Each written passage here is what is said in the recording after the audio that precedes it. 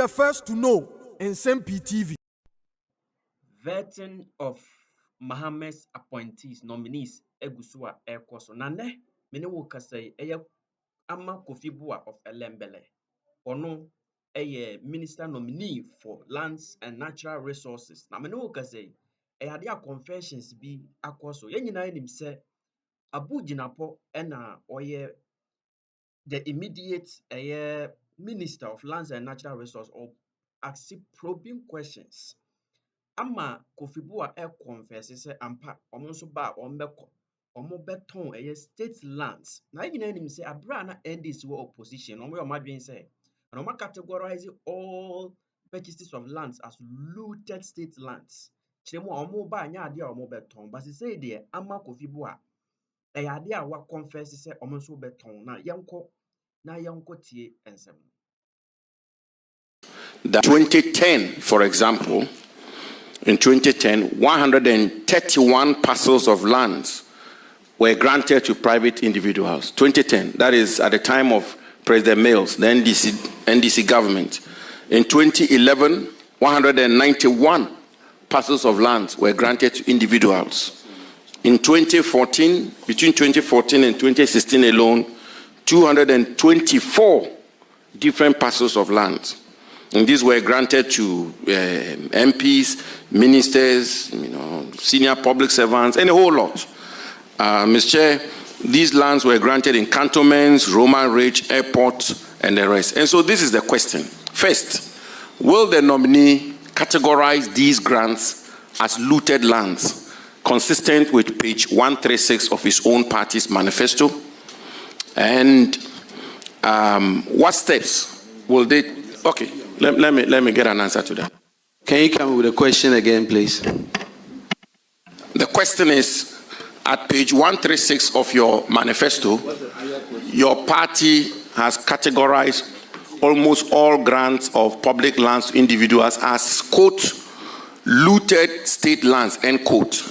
And as I've just been enumerating, I have here in my hands clear evidence of public lands which were granted to MPs, ministers, public servants, and a whole other people under the Professor Mills and President Mahama government. Will you classify them as looted lands? Thank you, Chairman. Honorable Chairman, the importance of land has been underscored in our Constitution.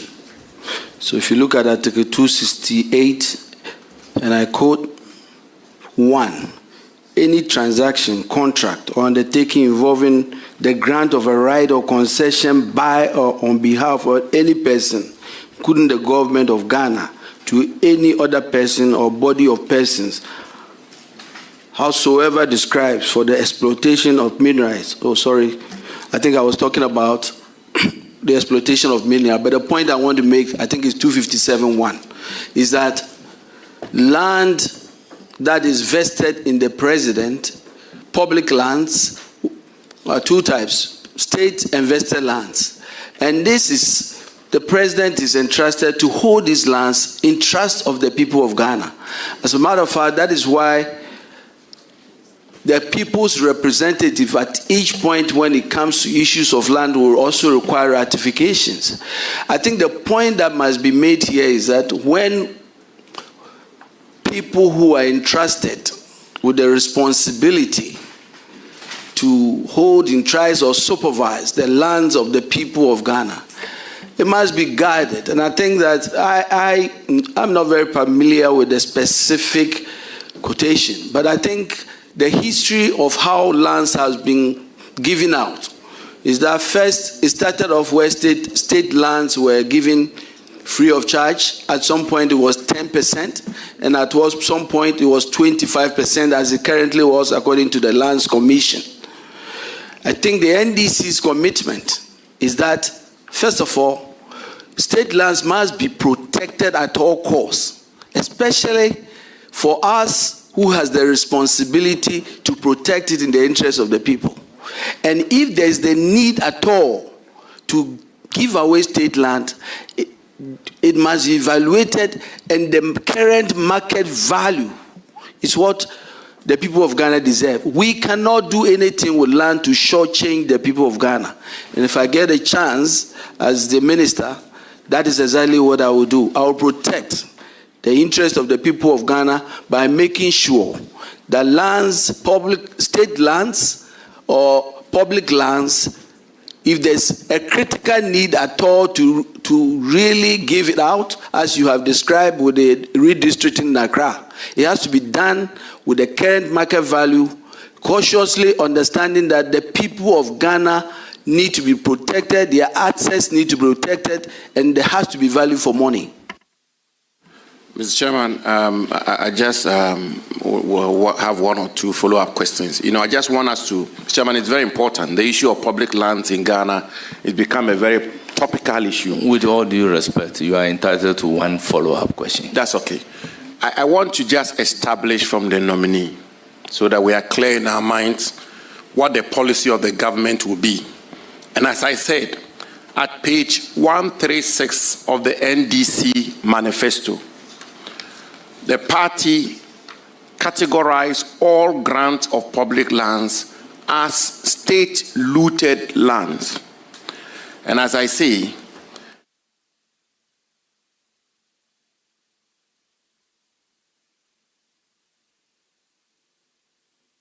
and we just want the nominee to be clear on that.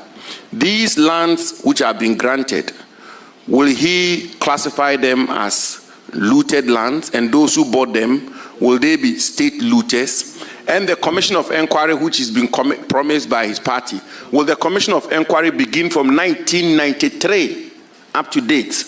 And further so, will your government put a ban on the sale of public lands as you promised the Ghanaian people, not at market value? Will you ban the sale of all public lands in Ghana? Thank you, Mr. Chairman. Thank you, Chairman. Chairman, as we speak today, the guidelines for the sale of public lands, according to the Lands Commission, is that it is valued and then 25% of the value is what is sold. And then the rest is paid through ground rents. What I am telling you that is different, and that's the commitment of the new NDC government, is that that will not happen anymore. And that public lands will be valued, and anybody, first of all, it should not be sold. If there's a need to sell it at all, it has to be done at the current market value, and make sure that the people of Ghana are not shortchanged. Any attempt, and I think that I have to also say that, Chairman, as you know, the President recently communicated that the sale of all state lands be put on hold, and that a thorough investigation, a thorough review is done. I think I am yet to go to that ministry. My task is that when I get the opportunity to go to the ministry, I'll get a chance to review all these lands and what has been done, and I'll be in that position to make very good judgment. But I can tell you what I will do. Every decision I made will be guided by what I just said. We cannot take decisions that will shortchange the people of Ghana, and I will do so. Thank you very much. Any further question? Thank you, Mr. Chairman. Mr. Chairman, I think that this obviously will be a matter that we will be following up on at the Assurances Committee. Commitment was to stop the sale of all public lands. Now we are being told please, it's going to be a market value. Your next question. Yeah, Mr. Chairman, now let me take the nominee to the issue of mining in forest reserves. And indeed, the question of mining, illegal mining, has become a very topical issue in our country. Mr. Chairman, you will recall that in a run-up to the 2024 elections, calls were made that a state of emergency be placed on illegal mining in Ghana. And indeed, the NDC, I have here in my hands, the NDC categorically committed. And and I quote, NDC will have declared state of emergency to combat Galamsey. There it is. This is dated 2nd October 2024. The Trades Union Congress asked for the declaration of a state of emergency to combat Galamsey. The Catholic Bishops' Conference called for a state of emergency to combat Galamsey. The nominees' party clearly committed to declaring a state of emergency to combat Galamsey. Mr. Chairman, the question is, when will this state of emergency be declared? If he's given the nod as the minister responsible for mining, when will this state of emergency be declared to combat illegal mining in Ghana? Thank you very much, Honorable Nominee. Thank you, Chairman. Chairman, as you know, indeed it is true. The previous administration started very well. There was a ban of mining in all places for 6 months. It was extended to 9 months. But at the end of the 8 years, the outcome is what we all know. Degraded lands, polluted water bodies, and all-time turbidity levels according to the Ghana Water Company, and wanton destruction of forest reserves. These are clearly facts. That clearly indicates that indeed that fight was a failure.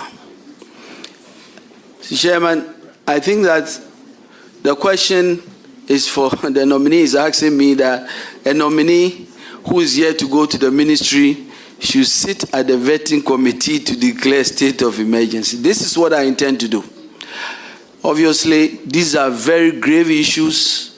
We are very committed to first ensuring, as you know, it is illegal for anybody to do mining on water bodies. Exactly what must be done to make sure that we stop with immediate effect mining on our water bodies. It is also very declare a state of emergency when it comes to Galamsey. The point I'm making is that, in fact, the situation as it relates to illegal small-scale mining is worsened. It's worsened. 8 people were killed in Obuasi. Anglo Gold Ashanti's concession was attacked. 2 people have been killed. Altogether, 10 people have been killed. That obviously calls for great concern. And the question is specific. If the nominee may assist in guiding us on the policy position of the new government so that we can all take that into consideration in evaluating his nomination. And the question is, the follow-up question is this. If given the opportunity to be minister responsible for lands and natural resources, will he follow through with his party's commitment to declare a state of emergency in dealing with Galamsey in Ghana? And if he says he doesn't have the power, will he make such a recommendation to the president, pursuant to the commitment of his party in their manifesto? Will you make that recommendation to the president? Thank you very much, for a state of Honorable emergency Nominee. to be declared in Ghana? Thank you, Honorable Chairman. Honorable Chairman, we face serious crisis with the wanton destruction of our forest, with the polluted rivers. I come from Elembele district and I've seen it firsthand. The challenges we face with the polluted water bodies. These are things that we all know, and I've already spoken about. Honorable members, let's have some order so that we can listen to them. Illegal must be combated. And let me say it very clear here. Chairman, we in opposition were very strong on the issue of illegal mining. As minister, we are going to stand together with the people of Ghana to fight illegal mining. It doesn't matter your status, it doesn't matter your political correlation. If you want to do mining, we have legal processes for getting licenses and doing mining. And this is the good news, Chairman. We have seen why we are where we are. We are where we are because, in my view, a lot of the attempts at addressing some of the issues failed because of some of the points I'm bringing. I come from a mining district. And so I can tell you that number one of the interventions we are going to do is to change the approach. One will be community engagement in a different way. How do we get the community to really be part of this fight? For example, I talk about community engagement and describe the community mining scheme. The community mining scheme has a good name, community mining. But let me tell you how it was done in my area. It was done by government officials at the local level engaging the work of a contractor who would then go to the community and meet the community and be introduced that this contractor is coming to do community mining. And then the community, young people will be hired as day laborers. Mr. Chairman, that is not the type of community mining, community engagement we are bringing. Number one, we are going to start a very genuine and transparent approach by first making sure that the people in the areas where mining occurs understand that the destiny of their area is in their hands. The river bodies, the forests, they are the leaders of these areas, and we are going to give them that respect and empower them, working with them to give them the support. If we are going to sell community mining, we are going to put it together in cooperatives and make sure we create enclaves, proper enclaves. And this is one of the problems, Mr. Chairman, and I think the former minister knows. Why is it that everybody is going crazy, digging everywhere? Because they are all looking for where the gold is. We are going to work with the Mineral Commission to make sure, working with the Geological Survey, to have geological investigation to identify mineralized areas where we can now focus attention in groups. When we talked about licensing and district